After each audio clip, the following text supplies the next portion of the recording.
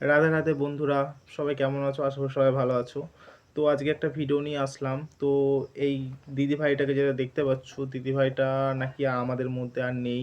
তো যখনই ফেসবুক খুলছি তখনই দেখতে পাচ্ছি দিদিভাইয়ের ছবি দিয়ে সবাই পোস্ট করছে, দিদিভাই আর নেই। তো দেখে খুব খারাপ লাগছে, কষ্ট হচ্ছে।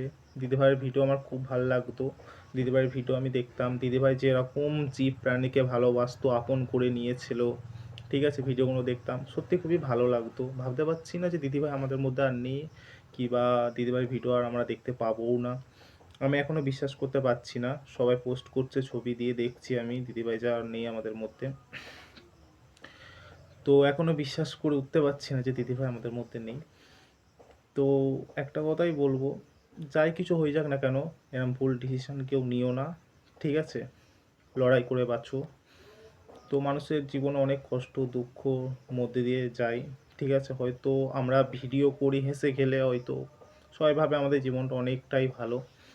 তো তাদেরকে একটা কথাই বলবো যে আমাদের জীবনে যে কত কষ্ট লুকিয়েছে সেটা হয়তো কেউ জানে না। তো আমরা হেসে খেলে ভিডিও করি যতটা পারি।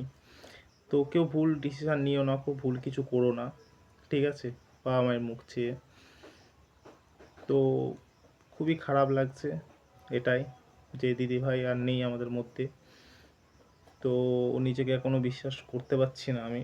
তো যেখানেই থাকো না কেন দিদিভাই, তুমি ভালো থেকো, সুস্থ থেকো। আশা করি তুমি ভালো থাকবে, ঠিক আছে? এইটুকুনি। সবাই ভালো থেকো।